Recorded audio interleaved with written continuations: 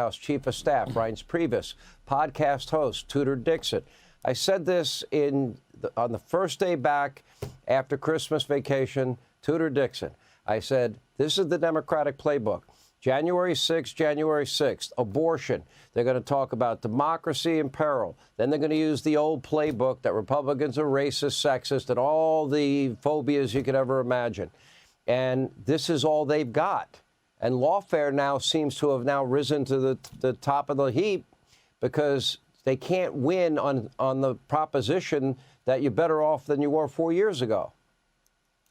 Well, they can't win on that. They can't win on the border, what you just talked about. So, yes, of course. But this is happening all across the country. What they've done to Trump, they're doing in states across the country. You see it in Michigan. You see it in Georgia. This is something that is incredibly dangerous. Attorneys general across the country think that they can do this. But let's not forget, these are people who ran on creating a crime, matching the president to the crime, and then putting him in prison. And now you have the president of the United States going, gosh, look, he's a convicted felon, and now you have to vote for me. I mean, this is one step away from Alexei Navalny. This is a very serious situation when you have the president of the United States taking his opposition and jailing them. What's next? And you're seeing this, like I said, you are seeing this in other states as well, where they are either finding, oh, this person will be my opposition, I'm going to create a crime and match them to it, or they're taking other people who have run and said, look, we want to make sure that they can't ever do it again,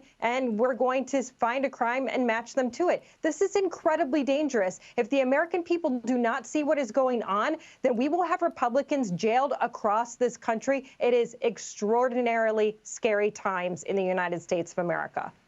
You know, we'll get to this in a little more detail later, Reince, but Director Wray has been warning in every appearance before Congress that the danger to this country has never been as loud as it is right now. It's never been this bad, is what he's saying.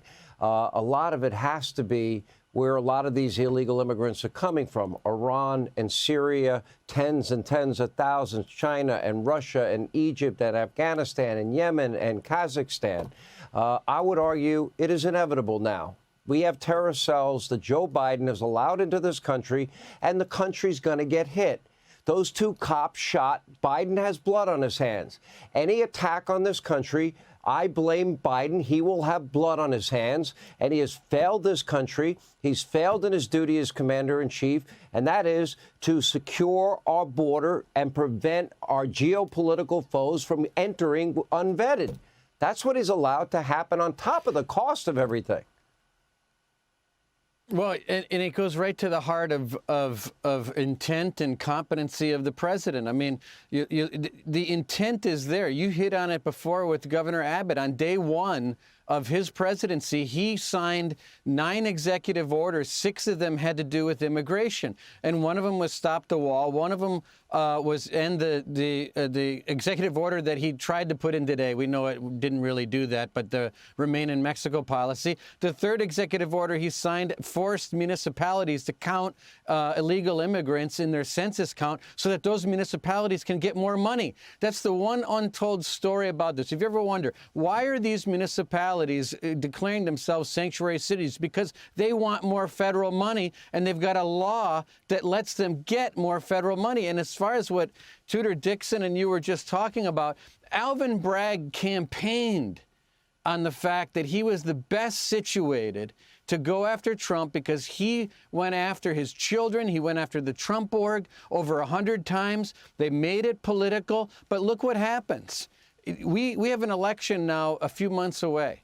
And what do you need to do to win an election when only 100,000 people in 5 states are going to decide it? You need money and you need enthusiasm. There is no doubt that we have a party that's unified and off the charts now because of what happened, and add on top of it the record amount of money that the party's raising. I talked to the president a few days ago, and I asked him a question. I said, other than the headache of this trial that you just went through, is there anything right now not going well in this campaign? He said, none.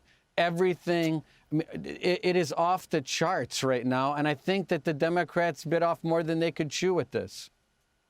If it's about the economy, if it's about borders, if it's about law and order, if it's about, war in Europe, war in the Middle East, if it's about his surrender in the war on terrorism, if it's about his cognitive decline, how does he ever win? If it's about lawfare, it's never been this bad. And there's not a single thing he can point to that he could say, my policies have been successful.